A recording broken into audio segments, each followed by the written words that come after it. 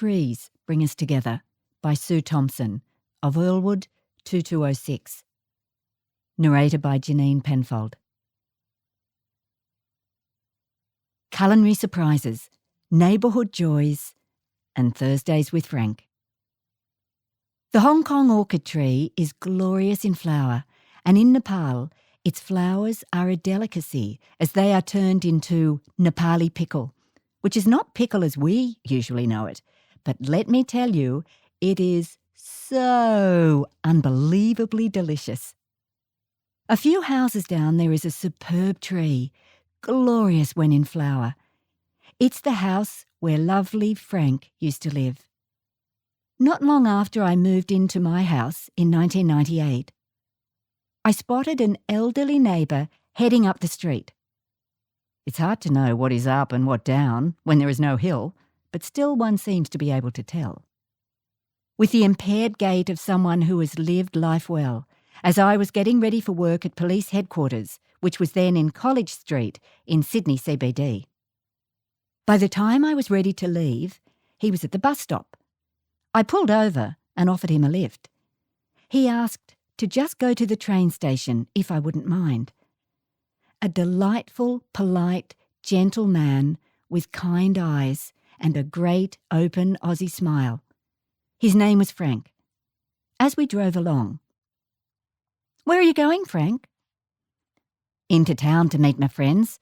We meet up every Thursday." "Where do you know each other from, Frank?" "We were in the war together." I really like people and their life stories. Not horrible people, but nice people. "Wow, Frank. Where were you in the war?" Frank was one of the Rats of Tobruk, and every Thursday he and the other Sydney Rats of Tobruk gathered in that way that lifelong friendships become so precious. I love talking with Frank and really look forward to our Thursday drives. I convinced him that I loved taking him right to the door of where he was going, and there was really no trouble. He eventually believed me, and I'd pull up outside Wynyard and off he'd go to see his mates. He told me his mates loved the fact that a young person was so interested in what they did in the war. I honour those with honourable lives of kindness, service and sacrifice.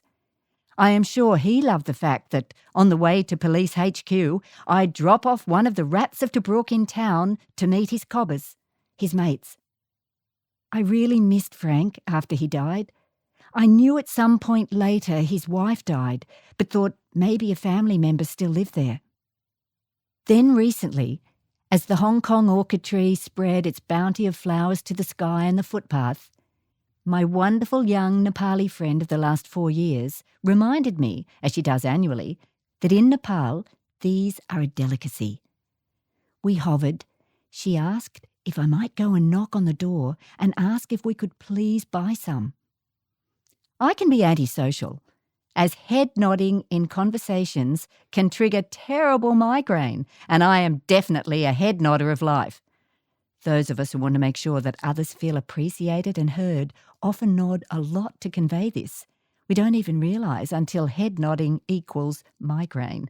Trying not to head nod is like trying not to breathe. We ventured to the door, knocked, and met Frank's stepdaughter, and she knew all about me. "You used to do Thursday mornings with Frank."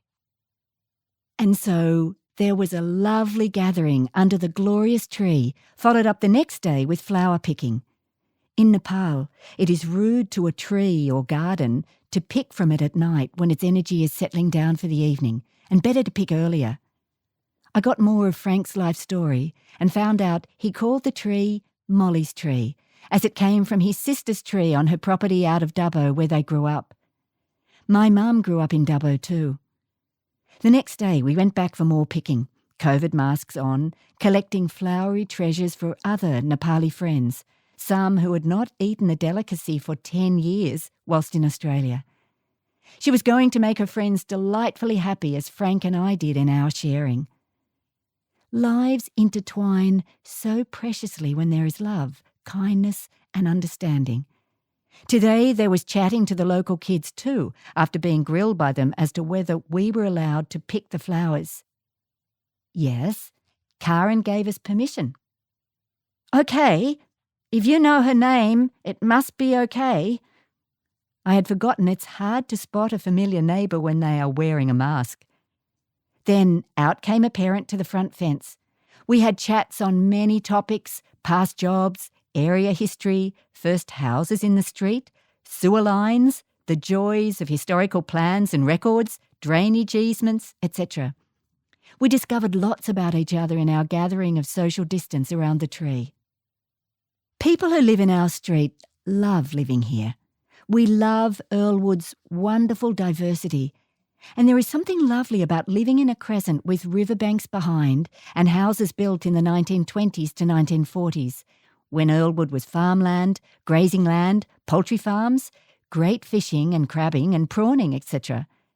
I promised to share my forays into street history, including old waterboard drawings of the houses, etc. The Hong Kong orchid tree had many a lorikeet above in her branches, eating the flowers, chattering and causing flowers to rain on our heads like blessings, and several people lazily chatting below and enjoying human connection while flower gathering happened and bags were filled. When it started to rain gently for the last 30 minutes, we still stood there chatting, enjoying our little piece of community, the rain and the connections. Nowadays, it is me who is older like Frank, enjoying my young friends. I think of the Robert Frost poem, Mending Wall, as I often do when chatting to neighbours over fences. The end.